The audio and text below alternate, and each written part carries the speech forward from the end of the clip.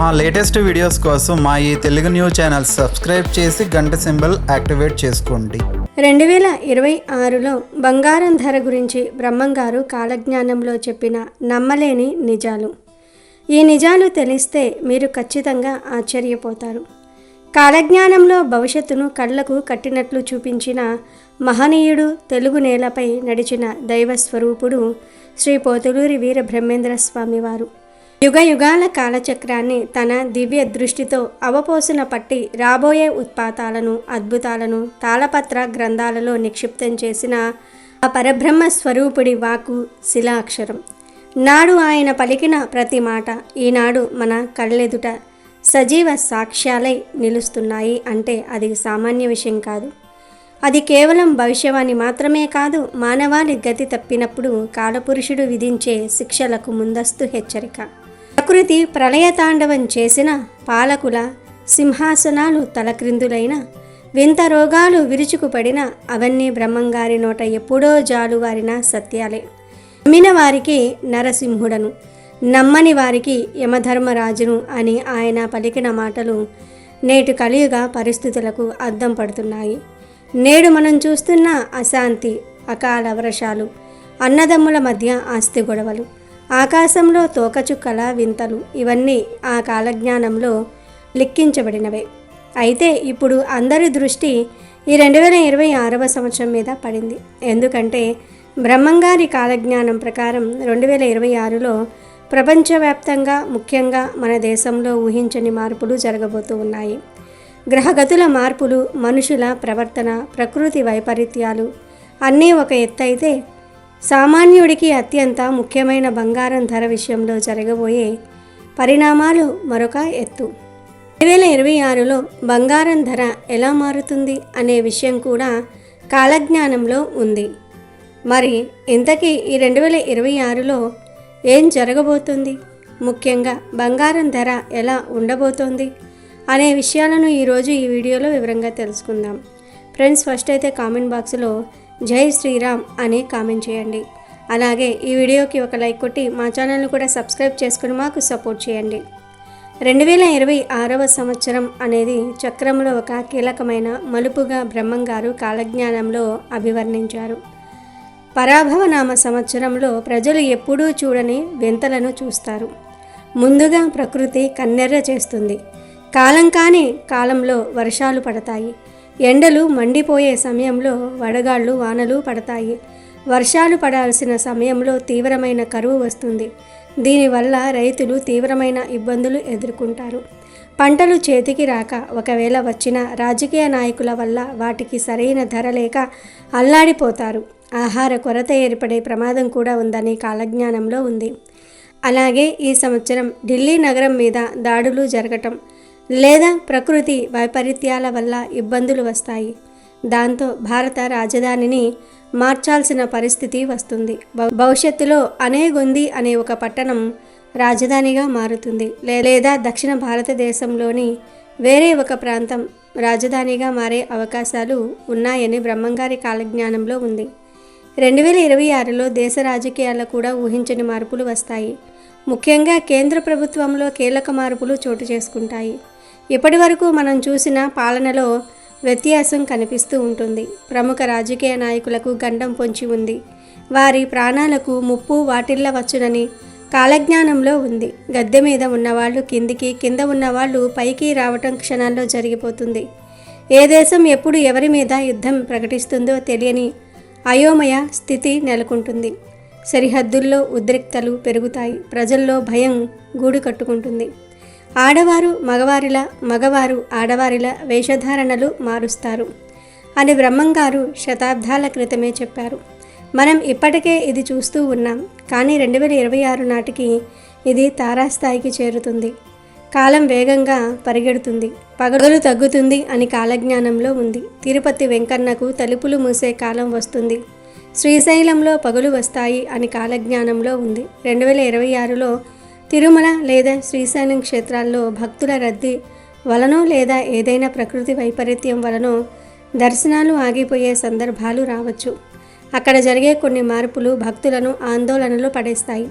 అంతేకాదు మేకకు మనిషి, ఆవుకు పులి వంటి వింత జంతువులు పుడతాయని బ్రహ్మంగారు చెప్పారు. అంతేకాదు ఈ సంవత్సరంలో ప్రకృతి ప్రకోపం తీవ్రంగా ఉంటుంది. ముఖ్యంగా నీటి గండం పొంచి ఉంది. కొన్ని నగరాలు నీట మునిగే ప్రమాదం ఉందని, సముద్ర తీర ప్రాంతాలకు ముప్పు ఉందని బ్రహ్మంగారు కాలజ్ఞానంలో చెప్పారు. ఇప్పటి వరకు వైద్యులకు కూడా అంతు చిక్కని కొత్త రకం వ్యాధులు లేదా విష వాయువుల పట్ల ప్రజలు ఇబ్బంది పడతారని, జనం పిట్టల్లా రాలిపోయే ప్రమాదం ఉందని కాలజ్ఞానంలో ఉంది. ఉమ్మడి కుటుంబాలు పూర్తిగా కనుమరుగై ఎవరికి వారే యమున తీరే అన్నట్లుగా సమాజం తయారవుతుంది.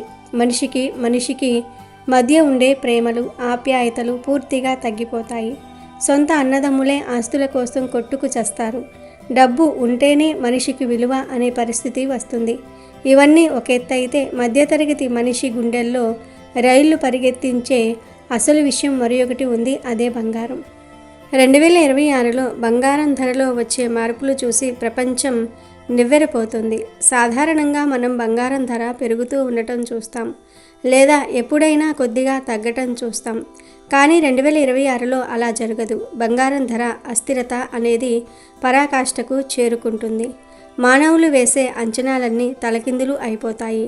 అసలు ఏం జరుగుతుందో అర్థం కాక జుట్టు పీక్కునే పరిస్థితి వస్తుంది. పరాభవనామ సంవత్సరంలో బంగారం ధర అస్థిరంగా మారుతుంది అని బ్రహ్మంగారు కాలజ్ఞానంలో చెప్పారు. అంటే ఎలా ఉంటుందంటే, ఉదాహరణకు ఒక నెలలో బంగారం ధర అమాంతం పడిపోతుంది. ఎంతలా అంటే తులం బంగారం మీద ఏకంగా 10,000 రూపాయలు తగ్గిపోతుంది.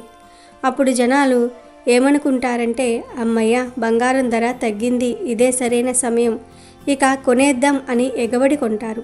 బంగారం షాపులన్నీ కిటకిటలాడిపోతూ ఉంటాయి. మధ్యతరగతి వాళ్ళు తమ దగ్గర ఉన్న డబ్బులన్నీ తీసి అప్పులు చేసి మరీ బంగారం కొంటారు. ఇంకా తగ్గుతుందేమో అని మరికొందరు ఆశగా ఎదురు చూస్తూ ఉంటారు. ఈ తగ్గుదల చూసి బంగారం మీద పెట్టుబడి పెట్టడానికి పెద్ద పెద్ద వ్యాపారులు కూడా రంగంలోనికి దిగుతారు. కానీ ఇక్కడ అసలైన ట్విస్ట్ ఉంటుంది. ఆ తర్వాతి నెలలోనే ఎవరూ ఊహించని విధంగా అంతర్జాతీయ మార్కెట్లో జరిగే కొన్ని యుద్ధాల వల్ల లేదా రూపాయి విలువ పడిపోవడం వల్ల బంగారం ధర ఒక్కసారిగా ఆకాశానికి ఎగబాగుతుంది. తగ్గిన 10,000 రూపాయలు కవర్ అవటమే కాకుండా అదనంగా మరో 20,000 రూపాయలు పెరుగుతుంది. అంటే ఒక నెలలో 10,000 తగ్గితే తర్వాతి నెలలో ఏకంగా 20,000 పెరుగుతుందని. ఈ పెరుగుదల చూసి జనం గగ్గోలు పెడతారు. అయ్యో, పోయిన నెలలోనే కొని ఉంటే బాగుండేదే, అనవసరంగా ఆలస్యం చేశామే అని బాధపడుతూ ఉంటారు. ఈ దోబూచులాట 2026 అంతా కొనసాగుతూనే ఉంటుంది. ఒక్కసారి తగ్గటం, 2 సార్లు పెరగటం, ఇలా జరుగుతూనే ఉంటుంది. దీనివల్ల సామాన్యుడు బంగారం కొనాలంటేనే భయపడిపోయే పరిస్థితి వస్తుంది. పెళ్ళిళ్ళు, శుభకార్యాలు ఉన్నవాళ్ళు లబోదిబోమంటూ ఉంటారు. తమ ఆడపిల్లలు పెళ్లి కోసం దాచుకున్న డబ్బు ఏ మూలకు సరిపోని పరిస్థితి వస్తుంది. ఈ అస్థిరత వల్ల స్టాక్ మార్కెట్లు కుప్పకూలిన బంగారం మాత్రం అందనంత ఎత్తులో కూర్చుంటుంది. ఈ హెచ్చుతగ్గుల పరిమాణం అనేది చివరికి ఎక్కడికి దారితీస్తుందంటే, 2026వ సంవత్సరం పూర్తయ్యేసరికి తులం బంగారం ధర ఏకంగా 2 లక్షల రూపాయలకు చేరినా ఆశ్చర్యపోవలసిన అవసరం లేదు. ఇది వినడానికే గుండె ఆగినంత పనవుతుంది కదా. కానీ బ్రహ్మంగారు చెప్పిన దాన్ని బట్టి చూస్తే ఇది జరిగే అవకాశాలే ఎక్కువగా ఉన్నాయి. ఒకప్పుడు 5,000, 10,000 ఉన్నప్పుడు కూడా అమ్మో ఇంత రేటా అనుకున్నాం. ఇప్పుడు 80 నుండి 90,000 దాటినప్పుడు కూడా కొంటున్నాం. కానీ 2 లక్షలు అనేది సామాన్యుడికి అందని ద్రాక్ష లాంటిదే. బంగారము 2 లక్షలు చేరితే ఇక సమాజంలో దొంగతనాలు, నేరాలు పెరిగే ప్రమాదం కూడా ఉంది. మనిషి మెడలో గొలుసు వేసుకుని బయట తిరగాలంటే ప్రాణాల మీద ఆశ వదులుకోవాల్సిందే అనే రోజులు వస్తాయని బ్రహ్మంగారు పరోక్షంగా హెచ్చరించారు. బంగారం ఉన్నవాడు రాజులా, లేనివాడు బానిసలా బ్రతకాల్సిన పరిస్థితి రావచ్చు. పేదవాడు బంగారం అనే వస్తువును కేవలం ఫోటోల్లో చూసుకోవటమే తప్ప చేతితో తాకలేని పరిస్థితి 2026 చివరి నాటికి దాపురించవచ్చు. బ్రహ్మంగారు మాత్రం 2026లో బంగారం ధర అస్థిరంగా ఉంటుందని కాలజ్ఞానంలో చెప్పారు. బంగారం ధరతో పాటు 2026లో మరికొన్ని భయంకరమైన, ఆసక్తికరమైన సంఘటనలు కూడా జరుగుతాయి అని బ్రహ్మంగారు చెప్పారు. ప్రజల ఆహారపు అలవాట్లు మారిపోతాయి. తినే తిండి విషతుల్యం అవుతుంది. దీనివల్ల కొత్త రకమైన పొట్ట సంబంధిత వ్యాధులు, నరాల బలహీనత వంటివి చిన్న పిల్లల్లో కూడా కనిపిస్తూ ఉంటాయి. ఆసుపత్రులు నిండిపోతాయి, కానీ సరైన మందులు దొరకవు. నీటి యుద్ధాలు జరుగుతాయి అని బ్రహ్మంగారు రాసిన కాలజ్ఞానంలో ఉంది. అంటే తాగునీటి కోసం జనం కొట్టుకుంటారు. నదులు ఉన్నా నీళ్లు ఉన్నా అవి తాగడానికి పనికిరాకుండా కలుషితమైపోతూ ఉంటాయి. లేదా కొన్ని ప్రాంతాల్లో చుక్క నీరు లేక జనం అల్లాడిపోతూ ఉంటారు. వ్యవసాయం దండగా అనే స్థాయికి వెళ్ళిపోతుంది. పల్లెటూర్లు ఖాళీ అయిపోయి అందరూ సిటీల బాట పడుతూ ఉంటారు. కానీ సిటీల్లో బ్రతకడానికి కూడా సరిపడా వనరులు ఉండవు. కర్నూలు జిల్లా యాగంటిలో ఉన్న బసవన్న విగ్రహం అంతకంతకు పెరిగిపోతూ ఉంటుంది. ఒకనాడు యాగంటి బసవన్న పైకి లేచి నిలబడి రంకె వేస్తాడు. యాగంటి బసవన్న రంకె వేయగానే కలియుగం అంతమవుతుంది అని బ్రహ్మంగారు చెప్పారు. నమ్మిన వారే గొంతు కోస్తారు. స్త్రీల మీద అఘాయిత్యాలు పెరిగిపోతూ ఉంటాయి. చట్టాలు ఉన్నా అవి చుట్టాలకు మాత్రమే అన్నట్టుగా తయారవుతూ ఉంటాయి. న్యాయం ధర్మం అనేవి పుస్తకాల్లో మాత్రమే మిగులుతాయి తప్ప ఆచరణలో కనిపించవు. రెండు పాములు ఒకదానితో ఒకటి పోట్లాడుకుంటూ ఉంటాయి. మధ్యలో ఉన్న కప్ప నాశనం అవుతుంది. ఈ కాలజ్ఞానంలో బ్రహ్మంగారు రాసిపెట్టారు. దీన్ని 2026 రాజకీయాలకు అన్వయించి చెప్పవచ్చు. రెండు బలమైన రాజకీయ పార్టీలు లేదా రెండు దేశాలు గొడవ పడితే ఆ మధ్యలో ఉన్న సామాన్య ప్రజలు అంటే కప్పలు నలిగిపోతారని అర్థం చేసుకోవచ్చు. 2026లో రాజకీయ శత్రుత్వం వల్ల సామాన్యులే బలవుతూ ఉంటారు. ఆకాశంలో కూడా కొన్ని వింత మార్పులు కనిపిస్తూ ఉంటాయి. తోకచుక్కలు కనిపించటం లేదా వింత శబ్దాలు రావటం వంటివి జరిగి ప్రజలు భయభ్రాంతులకు గురి అవుతూ ఉంటారు. మనుషులు చేయాల్సిన పనులను యంత్రాలు చేస్తాయి. కానీ యంత్రాలు చేయలేని దుర్మార్గాలను మనుషులు చేస్తారు. దైవభక్తి తగ్గుతుంది, పాపం పెరుగుతుంది. దేవాలయాలలో కూడా అవినీతి రాజ్యమెలుతుంది. నిజమైన భక్తులకు కష్టాలు, మోసగాళ్లకు భోగాలు అన్నట్టుగా 2026 పరిస్థితి ఉంటుంది. ఇదంతా వింటూ ఉంటే భయంగా అనిపించవచ్చు. కానీ బ్రహ్మంగారు చెప్పింది మనల్ని భయపెట్టడానికి కాదు, హెచ్చరించడానికి. రాబోయే గండాల నుండి మనల్ని మనం కాపాడుకోవడానికి ముందు చూపుతో ఉండాలి. 2026లో వచ్చే ఈ బంగారం ధరల అస్థిరత నుండి బయటపడాలంటే అనవసరపు ఖర్చులు తగ్గించుకోవాలి.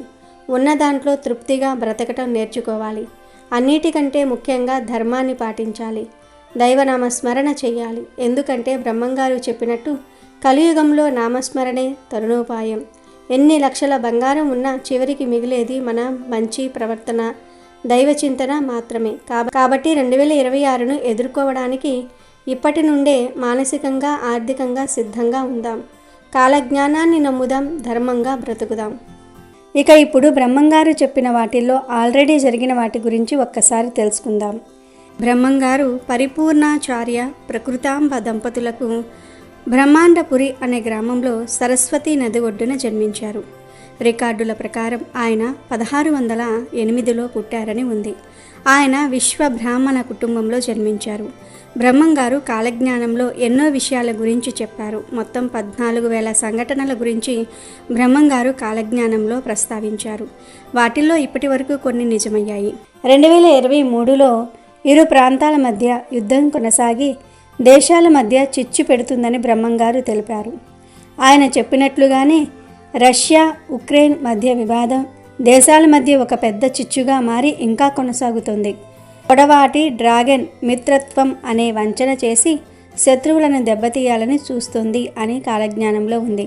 బ్రహ్మంగారు చెప్పినట్లుగానే నిజంగా డ్రాగన్ దేశం అయిన చైనా దేశం మన భారతదేశంలో మిత్రత్వం అనే వంచనను ఉపయోగించి ఎన్నోసార్లు దెబ్బతీయాలని చూసింది.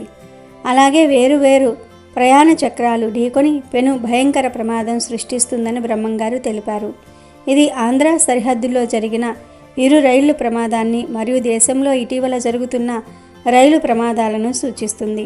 అడవి మృగాలు దేవాలయ ప్రాంగణంలో ప్రవేశించి మానవుల్ని చంపుతాయని కూడా బ్రహ్మంగారు చెప్పారు. ఇది కూడా బ్రహ్మంగారు చెప్పినట్లుగానే జరుగుతూ వస్తుంది. రీసెంట్గా చూసుకున్నట్లయితే ఈ సంఘటన చాలాసార్లు మన భారతదేశంలో తిరుమల కొండపై చోటు చేసుకుంది. అంతేకాదు నాస్తికత్వం ప్రబలుతుంది అని బ్రహ్మంగారు బలంగా చెప్పారు.